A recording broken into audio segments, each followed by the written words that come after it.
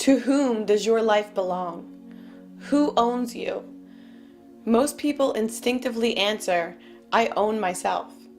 But most people don't actually believe that. What does it mean to own something? It means that you and you alone have the right to decide what is done with that thing. What is yours you can use, you can trade, you can give away, you can destroy. So what does it mean to say you own yourself? It means that you and you alone have the right to decide what is done with your body and your mind, with your time and your energy. If someone else had the right to decide what is done with your body and your mind, your time and your energy, then he would be your owner and you would be his slave. So, are you anyone's slave? Do you feel obligated to obey whatever the politicians decide to call law? Do you imagine that someone else has the right to control you, to rule you? Do you vote? In every political election, you are asked to decide who you want owning you, but owning yourself is never one of the options offered. The only choice you are given is the choice of which politicians will coerce and control you by way of so-called regulation and legislation, and confiscate what you produce by way of taxation. Whoever wins, you will be extorted and dominated. When you vote, whether you win or not, you are accepting that someone else has the right to rule you. You are conceding the state's authority over you. You are agreeing that you are going to be someone's slave, with the only question being which political master will own you.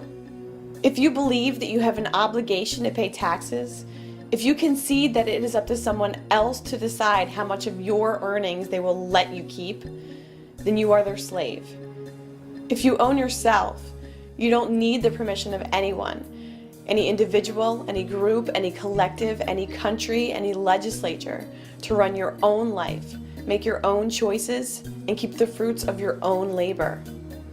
As long as the politicians see you voting, petitioning, protesting, and campaigning, begging for tax cuts, whining for different legislation, as long as they see you timidly obeying whatever commands they issue while begging them to change their so-called laws, then they know that they own you in mind and body. Writing or calling your congressman merely tells him that you still think he's important, that you still view him and his fellow parasites as authority, and that you still think it's his choice whether to let you be free or not. As long as you play their games and legitimize their system, obeying their so-called laws and paying their so-called taxes, acting as if they are your rightful lords and masters, the tyrants know they have nothing to fear. The slave master doesn't mind his slaves pitifully begging for mercy, as long as they keep obeying and keep producing wealth for the master to steal. Those in power aren't worried about elections or petitions. What they do fear is that one day their victims will realize the truth, will stop believing in the divine right of politicians, will stop calling liars and crooks lawmakers, will stop calling the tyrants, mercenaries, law enforcers, will stop believing that anyone has the right to rule them, will stop imagining authority where there is none, will realize that they own themselves, and will stop bowing to the parasitical, anti-human beast called government. If you own your time and effort, and the fruits of your labor, then stop asking nicely to be allowed to keep it. If you own yourself, then stop asking nicely for legislative permission to run your own life.